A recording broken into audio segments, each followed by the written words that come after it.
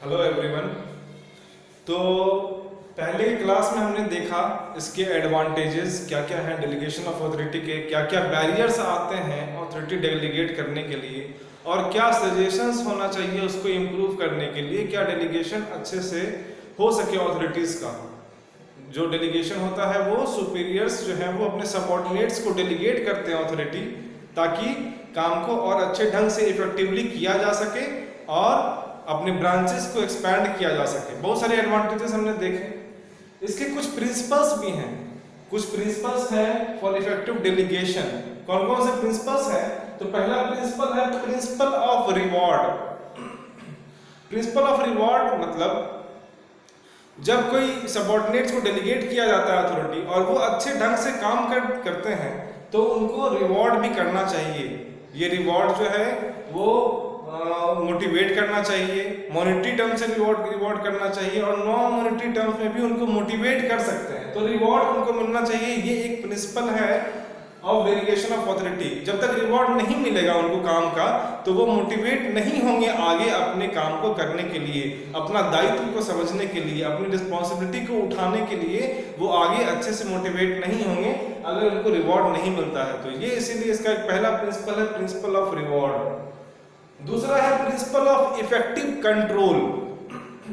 Principle of effective control कहने का मतलब जो डेलीगेटर हैं यानी जो सुपीरियर्स हैं वो जब अथॉरिटी डेलीगेट करते हैं अपने सबऑर्डिनेट्स को तो उनका ये काम है, ये दायित्व है कि वो कंट्रोल करना कि वो काम अच्छे से हो रहा है कि नहीं हो रहा है।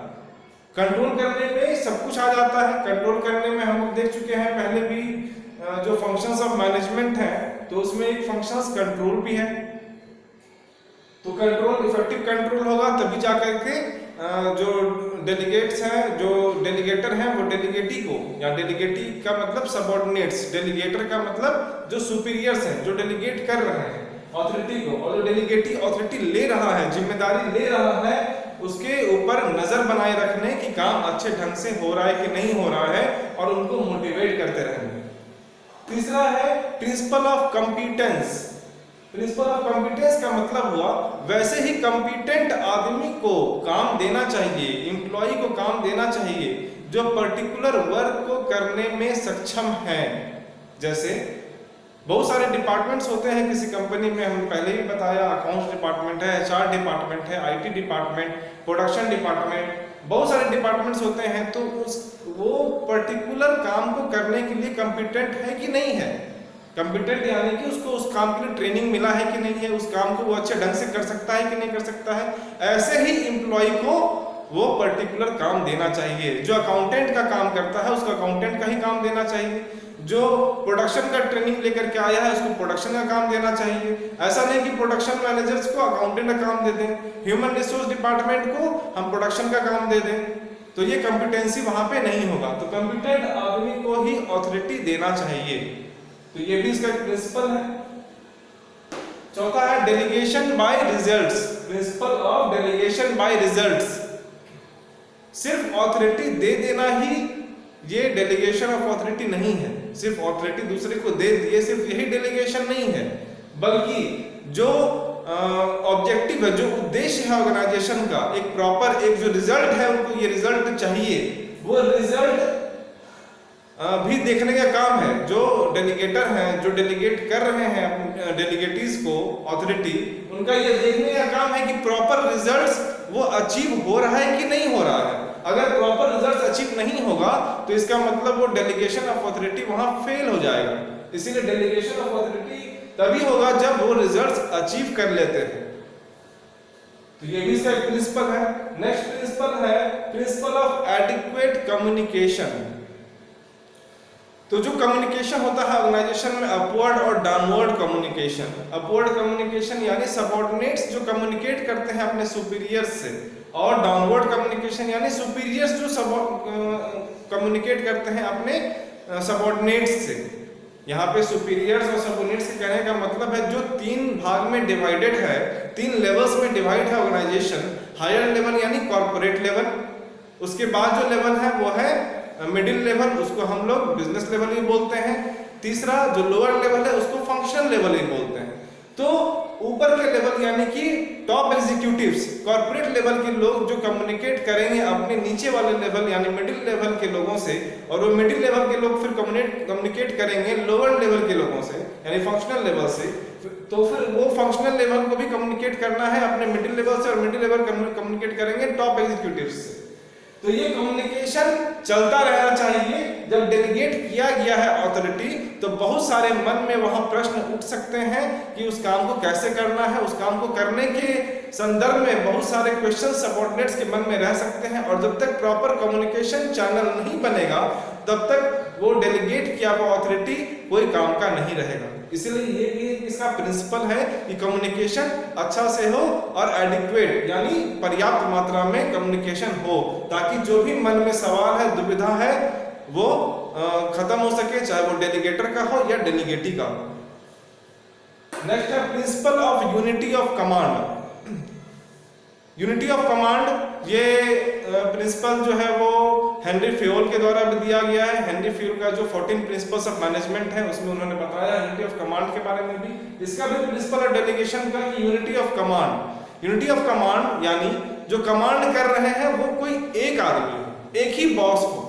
अगर एक से ज्यादा बॉस होते हैं तो जो सबऑर्डिनेट्स होते हैं उनको तरह तरह के कम्युनिकेशन का सामना करना पड़ता है, तरह तरह के ऑर्डर्स का सामना करना पड़ता है, और इस बीच में वो कंफ्यूज हो जाते हैं कि कौन से बॉस का ऑर्डर माना जाए। इसीलिए एक बॉस रहेगा, एक ही जो हर जितने भी डेलीगेटीज हैं उन सब के डिवाइड कर दिया जाना चाहिए एक बॉस।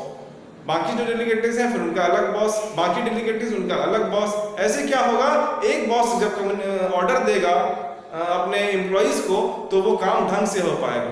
10 बॉस मिलकर ऑर्डर देंगे तो डेलीगेटीज कंफ्यूज हो जाएंगे कि कौन सा काम करें और किसका बात नहीं माने, किसका माने किसका नहीं माने। इसीलिए यूनिटी ऑफ कमांड, कमांड एक होना चाहिए और एक बॉस होना चाहिए। नेक्स्ट है principle of absolute responsibility. Absolute responsibility यानी जिसको अथॉरिटी मिला है और जो अथॉरिटी दे रहे हैं, अथॉरिटी देने वाले का भी रिस्पॉन्सिबिलिटी है कि वो पर्याप्त रिस्पॉन्सिबिलिटी दें अपने सबऑर्डिनेट्स को, और सबऑर्डिनेट्स का भी ये काम है जो रिस्पॉन्सिबिलिटी उनको मिला है, जिस चीज के लिए वो ऑथराइज किए गए हैं, उस काम को वो प्रॉपर ढंग से कर पाए। इसीलिए ये एब्सोल्यूट रिस्पॉन्सिबिलिटी भी इसका एक प्रिंसिपल है। नेक्स्ट है principle of parity between authority and responsibility. Parity मतलब equal. Principle of parity between authority and responsibility का मतलब हुआ कि जो ऑथोरिटी है वो जितना भी ऑथोरिटी दिया गया है डेलीगेटीज को, डेलीगेटर के द्वारा, तो उसका ये रिस्पॉन्सिबिलिटी है कि सारे जो भी ऑथराइज्ड वर्क मिले हैं उसको वो कवर करें, उसको पूरा करें और रिजल्ट्स दें। उससे न ज्यादा करें और न कम करें। और जो डेलीगेटर्स हैं उनका भी रिस्पॉन्सिबिलिटी है कि वो अपने सबऑर्डिनेट्स को जो भी वर्क है वो दें। जितना भी वर्क लोड है ऑर्गेनाइजेशन पे, जितना उनका टारगेट ऑर्गेनाइजेशन का, जितना गोल है ऑर्गेनाइजेशन का, उसको कवर अप करने के लिए जितना भी रिस्पॉन्सिबिलिटी देना पड़े वो दिया जाए सबऑर्डिनेट्स को। इसीलिए यहाँ पे पैरिटी, इक्वल रहना चाहिए ऑथोरिटी और रिस्पॉन्सिबिलिटी। फिर नेक्स्ट है principle of trust and confidence. जब तक कॉन्फिडेंस या ट्रस्ट नहीं रहेगा, ना अगर एम्प्लॉयर को ट्रस्ट नहीं रहेगा अपने ऊपर के लेवल के लोगों पे, यानी डेलीगेटिस को ट्रस्ट नहीं रहेगा डेलीगेटर पे और डेलीगेटर को ट्रस्ट नहीं रहेगा डेलीगेटी पे, तो वहां पे डेलीगेशन ऑफ अथॉरिटी फुलफिल नहीं हो पाएगा। इसीलिए ट्रस्ट बहुत जरूरी है और सेल्फ कॉन्फिडेंस भी बहुत जरूरी है दोनों में, चाहे वो डेलीगेटर हो या डेलीगेटी हो। जो अथॉरिटी दे रहा है और जो अथॉरिटी ले रहा है, दोनों में सेल्फ कॉन्फिडेंस और दोनों के बीच ट्रस्ट की बहुत आवश्यकता है, तभी जाकर के डेलीगेशन ऑफ अथॉरिटी का काम फुलफिल हो पाएगा, वरना नहीं हो पाएगा। अगर ट्रस्ट नहीं है, जो डेलीगेटर हैं उनको अपने एम्प्लॉइज पे अगर उनको लगता है कि वो नीचे सबऑर्डिनेट्स के लोग कॉम्पिटेंट नहीं है काम करने के लिए, इस वजह से वो उनको काम नहीं दे रहे हैं, तो ना तो ब्रांच एक्सपैंड कर पाएगा और ना ही रिजल्ट अचीव हो पाएगा। और जब ये ट्रस्ट पैदा होगा तभी जाकर के ब्रांच का भी एक्सपेंशन होगा और कंपनी का भी एक्सपेंशन होगा, कंपनी या बिजनेस जो है वो आगे बढ़ेगी, और जब कंपनी और बिजनेस आगे बढ़ती है तो एम्प्लॉयर्स को भी फायदा होता है, जो सोशल लोग हैं, समाज के लोग हैं, उन्हें भी फायदा पहुंचता है। इसीलिए ये बहुत जरूरी है कि ट्रस्ट और कॉन्फिडेंस वो दोनों में बना रहे, चाहे वो डेलीगेटर हो या डेलीगेटी हो। नेक्स्ट है last point, principle of receptiveness. Principle of receptiveness यानी जो डेलीगेटर डेलीगेटी को ऑथोरिटी दिए हैं तो उसके तरफ से भी अगर कुछ, डेलीगेटी की तरफ से भी अगर कुछ सुझाव दिए जा रहे हैं तो ये रिसेप्टिवनेस का भावना रहना चाहिए सुपीरियर्स में भी, कि वहां से भी जो भी नीचे से इंफॉर्मेशन मिल रहा है उसके मुताबिक काम करें। तो यही है प्रिंसिपल ऑफ रिसेप्टिवनेस। तो ये सारे प्रिंसिपल्स हैं डेलीगेशन के, डेलीगेशन ऑफ ऑथोरिटी के, जो हम लोग देखे authority and delegation of authority में। आगे हम लोग नेक्स्ट क्लास में देखेंगे कौन कौन टाइप्स ऑफ डेलीगेशन होते हैं, कौन कौन से टाइप्स के डेलीगेशन होते हैं, ये हम लोग अगली क्लास में देखेंगे। ये principles of delegation of authority, इसको नोट कर लीजिए। Thank you.